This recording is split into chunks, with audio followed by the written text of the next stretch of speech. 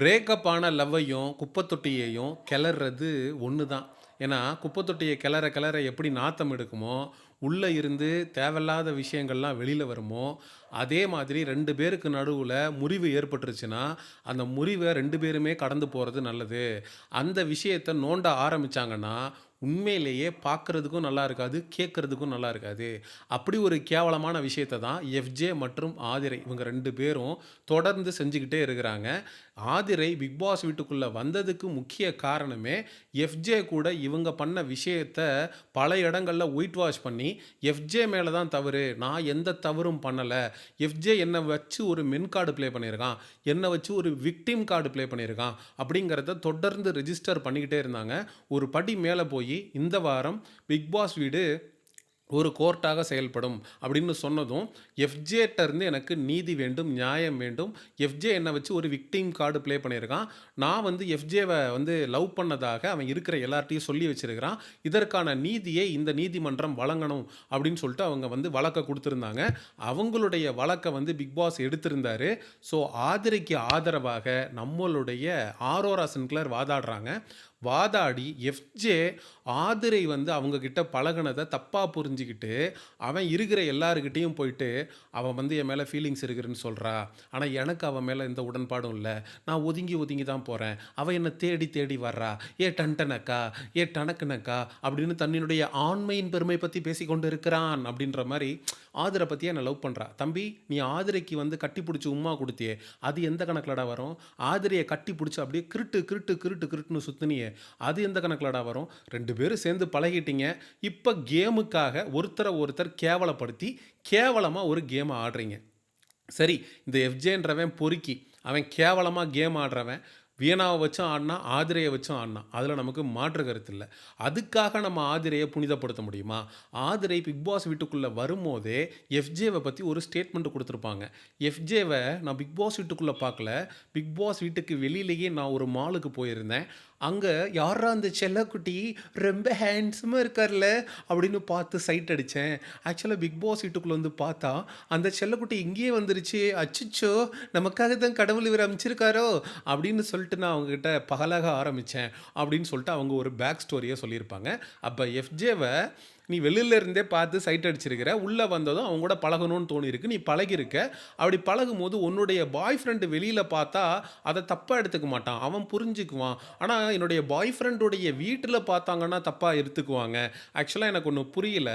அதாவது ஆதிரை வந்து எஃப்ஜே கிட்ட முத்தம் கேட்டதாக, கிஸ் கேட்டதாக ஒரு மிகப்பெரிய அலிகேஷன எஃப்ஜே ஆதிரை மேல வைக்கிறான். நெறைய பேரு, "ப்ரோ, முத்தம் காமத்தில் சேர்ந்ததில்லை ப்ரோ" அப்படின்னு தூக்கிட்டு தயவு செஞ்சு வந்துராதீங்க. டேய், வெளியில ஒரு காதலன் இருக்கான். அந்த காதலனுக்கு ஒரு குடும்பம் இருக்கு. அவங்க பிக் பாஸ பார்ப்பாங்க. அங்க தங்களுடைய வருங்கால மருமகள் பிக் பாஸ் வீட்டுக்குள்ள ஒரு கேம் ஆடிக்கிட்டு இருக்கா.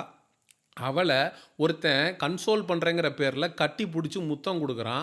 அந்த பொறுக்கிக்கிட்டயே போயி இந்த பொண்ணு, "ஹே எஃப்ஜே, எனக்கு ஒரு கிஸ் குடுத்துட்டு போறியா?" அப்படின்னு கேட்குதுன்றத எப்புட்றா அவங்களால எளிதில எடுத்துக்க முடியும்? டேய், நீங்க ஃப்ரெண்ட்ஷிப்புன்னு சொல்லி ஒரு கோடு போட்டிருக்கீங்கல்ல, அந்த ஃப்ரெண்ட்ஷிப்னா என்னடா?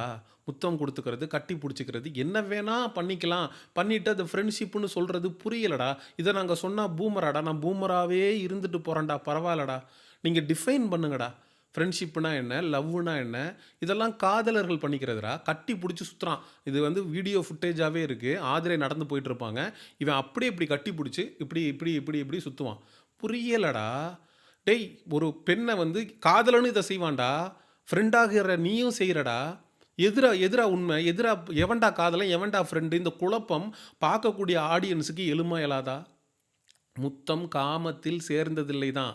அதாவது பெண் குழந்தைகளை பெற்ற அப்பாக்களுக்கு மட்டுமே தெரியும் முத்தம் காமத்தில் சேர்ந்ததில்லைன்னு.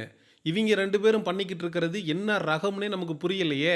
இத பத்தி நம்ம விமர்சனம் பேசுனோம்னா, இத பத்தி ஏதாவது கருத்து தெரிவிச்சோம்னா, "நீங்க முற்போக்குவாதி இல்ல. ஏன் இவ்ளோ பிற்போக்குத்தனமா யோசிக்கிறீங்க?" ஆதிரை மெச்சூர்டான பொண்ணு. எஃப்ஜேவும் மெச்சூர்டான பையன். இவங்க 2 பேரும் எப்படி வேணாலும் பழகிக்கலாம். அவங்களுடைய தனிப்பட்ட விருப்பம். ஆனா அந்த பொண்ணுக்கு வெளியில வந்து காதலன் இருப்பாங்க. இவனுக்கு வெளியில காதலி இருப்பாங்க. அதெல்லாம் நீங்க கண்டுக்க கூடாது. ஆக மொத்தம் 2 பேருமே கன்டென்ட்டுக்காக பண்ணியிருக்கிறீங்க. ஒரு கட்டத்தில இவன் கூட சேர்ந்து நீ கன்டென்ட் பண்ணதுனால தான் பிக் பாஸ் வீட்ட விட்டு நீ வெளியில போயிட்ட. அதனால் அதையே ஒரு கண்டென்ட்டாக திரும்ப பிக் பாஸ் வீட்டுக்குள்ளே கொண்டு வந்து அவனை பழி வாங்கணும் அப்படின்றதுக்காக கேவலமான ஒரு கேம் ஆடிக்கிட்டு இருக்க. இதன மாதிரி வேற என்னவா இருக்க முடியும்? நீயும் கண்டென்ட்டுக்காக தான் அவன் கூட சேர்ந்து பண்ண. உன் பாய் ஃப்ரெண்டு புரிஞ்சுக்குவான் அப்படின்னா அவன்கிட்ட சொல்லிட்டு வந்தியா? டேய் நான் உள்ளே போகிறேன், கண்டென்ட்டுக்காக நான் ஏதாவது ஒரு ஆம்பளை கூட நான் வந்து கட்டிப்பிடிக்கிற மாதிரி முத்தம் கொடுக்குற மாதிரி இது மாதிரியான விஷயங்கள்லாம் நீ வந்து பெருசாக எடுத்துக்காதடா. உங்கள் அப்பா அம்மாக்கிட்டையும் சொல்லு. இது புரியல. இது வந்து ஆக்வர்டாக இருக்குல்ல பேசும்போதே. இதை போய் ஒரு காதலன் கிட்ட எப்படி நம்மளால் சொல்ல முடியுது? கண்டென்ட்டுக்காக எது வேணாலும் பண்ணலாம் அப்படின்ற அர்த்தம் கிடையாதுல்ல. ஒரு பொண்ணு வந்து முத்தம் கேட்குதுன்றப்போ ஒரு ஆம்பளை எப்படி புரிஞ்சுக்க முடியும்? ஒரு கிஸ்ஸுன்றது at the end of the day ஃப்ரெண்ட்ஸுக்குள்ளே கொடுத்துக்குவாங்களா?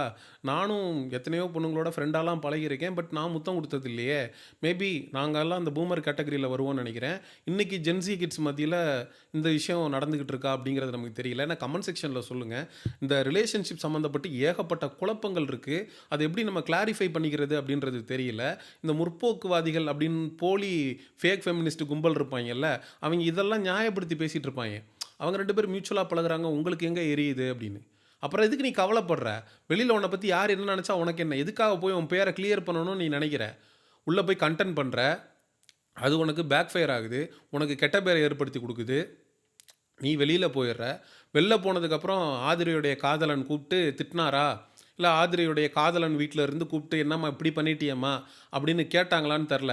நீ என்ன பண்ணுவியோ தெரியாது, போய் உனக்கு ஏற்பட்ட நேமை நீயே வந்து டேமேஜ் பண்ணிட்டு வா அப்படின்னு சொல்லி அமிச்சாங்களான்னு தெரில. வந்து இந்த பொண்ணு வந்து எல்லாத்தையும் நியாயப்படுத்திகிட்டு இருக்கு. இதுக்காகலாம் ஆதிரையை வந்து நம்மளால் புனிதப்படுத்த முடியாது. நீ எஃப்ஜேவோட சேர்ந்து பல இடங்களில் வந்து நீ அத்துமீறி பேசியிருக்கிற. இப்போ வந்துட்டு எஃப்ஜே மட்டும்தான் தப்பு. Actually you have given a space. நீங்கள் வந்து போதுமான ஸ்பேஸை கொடுத்துட்டீங்க. ப்ராப்பரான பவுண்ட்ரியை அவங்கிட்ட செட் பண்ண மறந்துட்டீங்க. இப்போ வந்துட்டு எனக்கு நீதி வேண்டும், நியாயம் வேண்டும் அப்படின்னு வந்து தையத்தக்கான்னு குதிக்கிறது எந்த விதத்துலையுமே நியாயம் கிடையாது. ஆதிரைக்கு வந்து நம்ம சொம்படிச்சுக்கிட்டு சப்போர்ட் பண்ணிக்கிட்டு ஆதிரை பண்ணுறதெல்லாம் சரி அப்படின்னு சொல்லி நம்ம இடத்துல எடுத்துகிட்டே வர முடியாது. Because you the one started. அவன் வந்து வெளியில் பார்த்தேன், மாலில் பார்த்தேன், செல்லக்குட்டியை வந்து சைட் அடித்தேன், புரியல. லவ் பண்ணிகிட்டு இருக்கும்போது ஓகே, நீங்கள் சைட் அடிக்கிறது இதுவும் இதுக்கு எதிராக பேசினாலும் பூமருன்றவாங்க. சரி ரைட், எதுக்கு வம்பு நமக்கு? சரி ஊரோட ஒத்து போயிடுவோம். அப்போது இந்த ஃப்ரெண்ட்ஷிப், அதாவது ஒரு காதலன் இருக்கும்போதே ஒரு பெண்ணு எந்த ஒரு ஒரு ஒரு இது கோட்பாடும் இல்லாமல் கட்டுப்பாடும் இல்லாமல் எந்த பவுண்ட்ரிஸையும் செட் பண்ணாமல் இன்னொரு ஆண் கூட பழகலாம். அது அந்த பெண்ணுடைய தனிப்பட்ட விருப்பம். அதை வந்து காதலன் புரிஞ்சுக்கணும். சரி ஓகே, நம்ம காதலிக்கு இந்த ஸ்பேஸை கொடுக்கணும் அப்படின்னு ஒரு ஆண் புரிஞ்சுக்கணும். அப்படி தானே நாங்கள் எடுத்துக்கணும். சரி ஓகே, காதல்னு இருந்தது, ரிலேஷன்ஷிப்பு, அதுக்கப்புறம் சிச்சுவேஷன்ஷிப்பு, அந்த ஷிப்பு இந்த ஷிப்பு அப்படின்னு பல பரிணாமங்களை அடைஞ்சு இப்போ எது ஃப்ரெண்ட்ஷிப்பு, எது பெஸ்ட்டி, எது லவ்வு, எது என்ன கண்ட்ராவி ஃபீலிங்ஸு அப்படிங்கிறதே புரியல. எதுக்கு என்னென்ன வரையறையை வகுக்கணுங்கிறது நமக்கு சத்தியமாக தெரியல. ஸோ மக்களாகிய நீங்கள் இந்த ஆதிரை மற்றும் எஃப்ஜேக்குள்ளே நடந்துட்டு இருக்கக்கூடிய இந்த விஷயத்தை பற்றிய உங்களுடைய கருத்துக்களை மறக்காமல் கமெண்ட் செக்ஷனில் சொல்லுங்கள். அண்டு எக்ஸ்க்ளூசிவ் பிக் பாஸ் அப்டேட்ஸுக்கு மிஸ்டர் செய்யோன் சேனலை சப்ஸ்கிரைப் பண்ணுங்கள். இந்த வீடியோவுடைய ஆரம்பத்திலே சொன்னேன், பிரேக்கப் ஆன ஒரு லவ் ஸ்டோரியும் சரி, குப்பை தொட்டியும் சரி கிளறினோம்னா கண்டிப்பாக நாத்தம் தான் அடிக்கும் அப்படின்னு.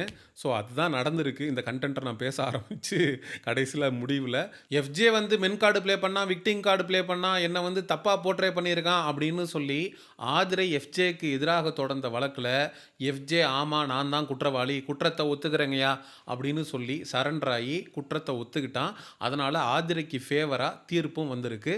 ஆதிரைக்கு ஃபேவராக வந்த தீர்ப்பை பற்றிய மக்களாகிய நீங்கள் என்ன நினைக்கிறீங்க அப்படிங்கிற உங்களுடைய கருத்துக்களை மறக்காமல் கமெண்ட் செக்ஷனில் சொல்லுங்கள். அண்ட் எக்ஸ்க்ளூசிவ் பிக் பாஸ் அப்டேட்ஸுக்கு மிஸ்டர் செய்யோன் சேனலை சப்ஸ்கிரைப் பண்ணுங்கள். See you in the next video.